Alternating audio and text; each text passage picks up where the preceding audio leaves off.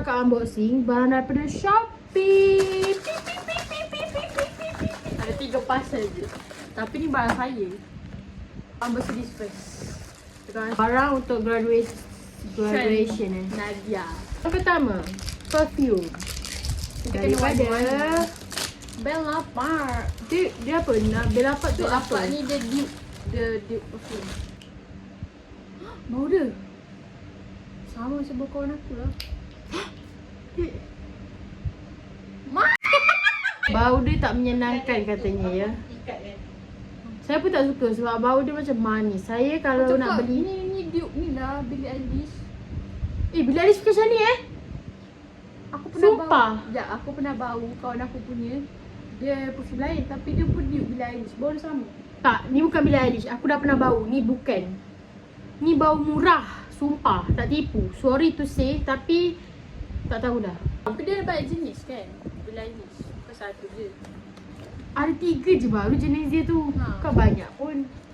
Okay, next puzzle. Jangan sedih-sedih. Kita ada second puzzle. I am excited to this one is sheep and this one is dog. How much?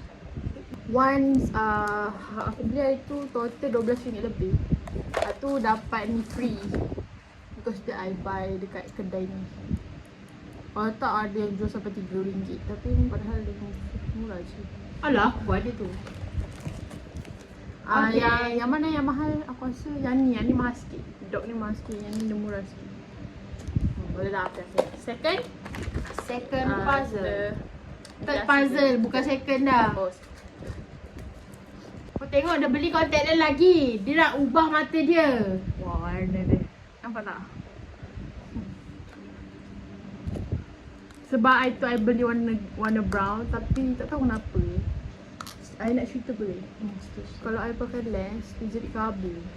Okay, kabur dan I boleh nampak warna lens ni. Maksudnya macam tak clear. Macam tu. Dah banyak lens saya pakai. Dah banyak seterusnya banyak. Pada bawa 2. Semua daripada Magister. I pernah pakai lens daripada Magister je, okay guys. Tak pernah pakai brand lain sebab orang kata brand ni dia agak dipercayai macam tu lah. Yang ni je. Dan kali ni I beli warna brown tapi dia warna cerah. Tu je kita orang nak tunjuk barang yang kita orang beli kat jalan-jalan Jepun tadi. Second stop that I bought at Jalan-Jalan Jepun. Cuba teka.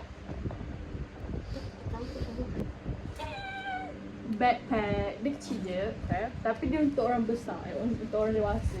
Dan tadi dia panjang. Dan guess what, harga dia only RM10 untuk bag ni. Brand, how to pronounce it Yasmin?